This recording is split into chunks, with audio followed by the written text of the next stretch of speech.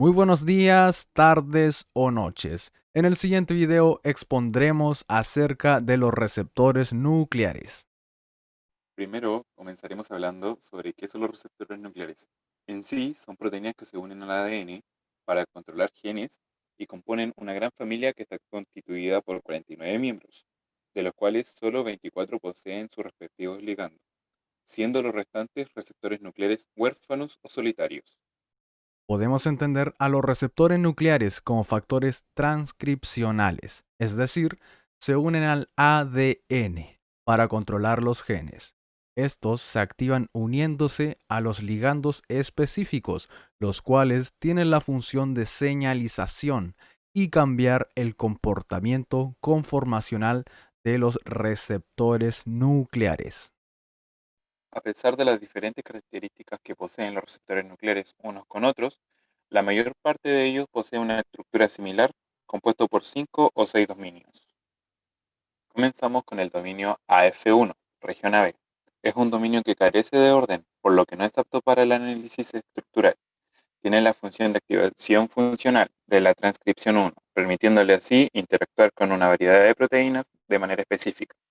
Además, permite la creación de distintos grupos proteicos a partir de un mismo gen a través de empalmes alternativos. Seguimos con el dominio DVD, región C. Este dominio es el más conservado en comparación a los otros dominios de los receptores nucleares. Tiene la función de la unión del ADN y para ello dispone de dos subdominios, en donde cada uno posee 4 residuos de cisteína, la cual tiene la función de coordinar a un ion de zinc para crear un motivo estructural, llamado dedos de zinc, los cuales se unen al ADN. Como tercer dominio tenemos el dominio NLS en la región D. Esta región es un conector corto y flexible. Este conecta el dominio DVD con el dominio LVD. Entre la superfamilia de los receptores nucleares, la secuencia y el tamaño es muy variable. Esta región también puede contener señales de localización nuclear. Como cuarto dominio tenemos el dominio LVD en la región E. Este dominio es multifuncional ya que cumple diversas actividades, siendo la principal la unión del ligando y la interacción con proteínas correguladoras, entre otras actividades como por ejemplo la formación de homodímeros o heterodímeros. Además, regula la activación de la transcripción y la unión de las hormonas. Y por último tenemos al dominio AF2, región F. En este dominio se encuentra el segundo activador funcional de la transcripción, el cual está ubicado en el extremo carboxilo terminal. La actividad del dominio AF2 es dependiente de la unión del ligando al receptor nuclear. En el apartado de los mecanismos de acción de los receptores nucleares, tenemos que actúan a partir de la activación de diversas sustancias hormonales y a la vez metabólicas. En base a esto, desencadenan cuatro tipos de mecanismos. Tipo 1. El primer mecanismo es para los receptores que, en ausencia del ligando, se encuentran en el citoplasma anclado a proteínas. La unión a sus ligandos lo libera de las proteínas, permitiéndole entrar al núcleo y su homodimerización.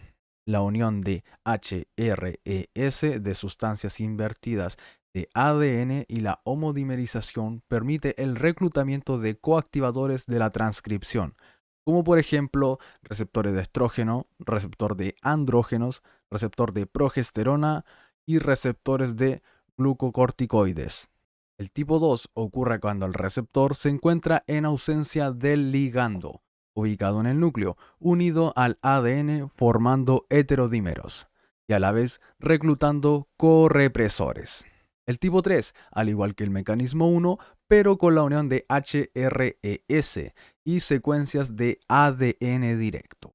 El tipo 4, al igual que el tipo 1, pero actúan con monómeros, o sea, el HRS reconoce una sola secuencia. En el siguiente esquema se puede observar el mecanismo de acción de los receptores en general. La cromatina se encuentra organizada en forma de cromosoma, estructuras rojas y verdes, ordenándose en el núcleo de forma predeterminada. Los receptores nucleares se encuentran en el núcleo o en el citoplasma sin su respectivo ligando. Cuando el ligando se une al receptor nuclear, estos sufren un cambio conformacional, para mediar la unión con el ADN y la transcripción. Los receptores se unen a las secuencias de ADN, específicamente en elementos de ADN distales. Las flechas indican hacia dónde va dirigida la transcripción. Los elementos de ADN distales implican interacciones de largo alcance, en donde se deberán incluir bucles para facilitar el reclutamiento de potenciadores en regiones promotoras. La unión al receptor por inmunoprecipitación de cromatina junto a la secuenciación permite la unión del receptor en todo el genoma. Los sitios de unión están asociados con modificaciones de colas de histonas y la accesibilidad a la cromatina. Se observan los sitios de unión del receptor nuclear, los cuales identifican los elementos de respuesta, pero también los factores de transcripción que podrían desempeñar papeles importantes en la función del receptor nuclear. Seguramente te preguntas, ¿cuál es la función de los receptores nucleares?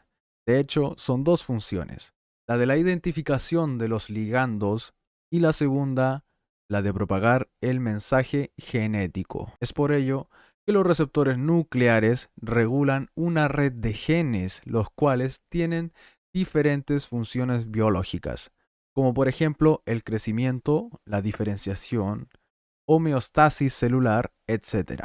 Estos actúan de forma independiente al tipo de tejido y ambiente celular. En caso de expresión o represión de un gen, se podría desencadenar enfermedades específicas, como el cáncer, diabetes o alteraciones cardiovasculares. El receptor de estrógeno es una proteína que pertenece a la superfamilia de receptores nucleares. También incluye otros receptores de hormonas esteroides, receptores de vitamina D, retinoides, hormonas tiroideas y algunos receptores huérfanos. El receptor de estrógeno se descubrió hace unos 40 años, cuando describieron la existencia de sitios de unión de estrógenos en diferentes tejidos de ratas. 4 años más tarde, dos científicos aislaron el receptor de estrógeno del útero de una rata por primera vez. Y acá tenemos otro esquema o imagen, esta vez de la estructura de los receptores nucleares de estrógeno. Al igual que la anterior, posee sus dominios y regiones. Como se aparenta, posee una estructura muy similar al visto anteriormente en esta presentación. Como podemos ver aquí en este esquema del mecanismo de acción de los receptores de estrógeno, el estrógeno, valga la redundancia, y los ligandos similares circulan en el plasma y están conectados a las proteínas plasmáticas. A la vez, se disocian en la célula y se unen a los receptores en el citoplasma. En ausencia de los ligandos, los receptores de estrógeno se encuentran en el citoplasma de las células diana y permanecen inactivos al unirse a la proteína HSP.